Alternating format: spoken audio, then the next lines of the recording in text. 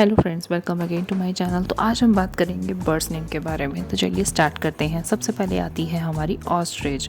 Ostrich को हिंदी में शतुरमुर्ग भी कहा जाता है। इसका भारी वजन होने के साथ साथ ये बहुत फुर्तीली और तेज दौड़ने वाली एक पक्षी है। उसके बाद बात करते हैं रॉबिन की। रॉबिन को हिंदी में भी रॉबिन ही कहा जाता है।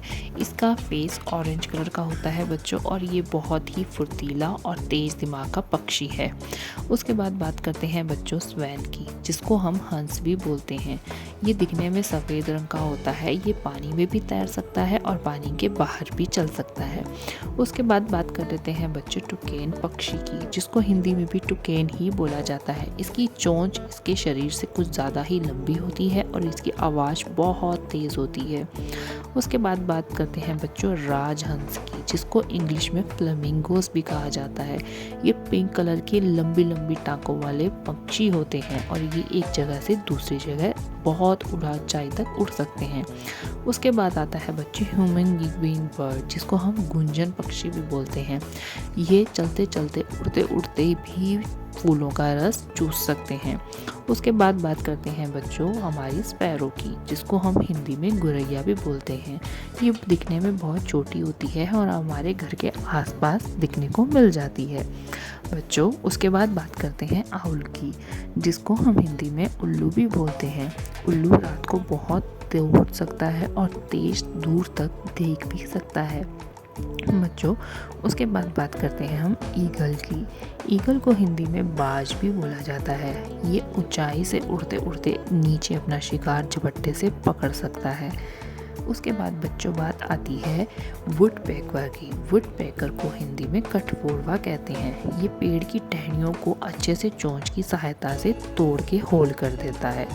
उसके बाद बच्चों बात करते हैं पैरट की, जिसको हिंदी में तोता भी बोला जाता है। तोता हरे रंग का होता है और इंसानों की आवाज़ बखूबी निकाल सकता है। उसके बाद बच्चों बात आती है पीकॉक की, जिसको हम हिंदी में मोर कहते हैं। मोर बहुत अच्छे से नाच सकता है और अपने पूरे पंख फैला के सुंदर से डांस करता है। उसके बाद बच्चों बात आती है मकाओ तोते की। मकाओ तोते को भी हिंदी में मकाओ कहते हैं। ये 4 से 5 फुट तक लंबा हो सकता है। इसकी पूंछ बहुत लंबी होती है बच्चों। उसके बाद बात करते हैं क्रो की, जिसको कौवा भी बोला जाता है। कौवा आमतौर पर हमारे घर के आसपास ही देखने को मिल जाता है और काले रंग में होता है बच्चों। उसके बाद बात करते हैं बैट की, जिसको हम चमगादड़ भी बोलते हैं। बैट आपको पता है पेड़ पर उल्टा लटकती है, सीधा नहीं बैठ सकती बच्चों। उसके बाद बात करते हैं इंडियन रोलर की। इंडियन रोलर देखने में बहुत सुंदर ब्लू और लाइट ब्लू कलर का पक्षी होता है, जिसको हिंदी में नीलकंठ बोलते हैं, और ये छोटे छोटे कीड़े मकोड़ों को खाता है बच्चों। उसके बाद बात करते हैं मैना की। मैना हमारे घर के आसपास दिखती है और बहुत तेज तेज शोर मचाती है। आमतौर पर ये कहीं भी दिखने को मिल जाती है। चैनल पे नहीं हो तो बच्चों सब्सक्राइब करके जाना ना भूलें।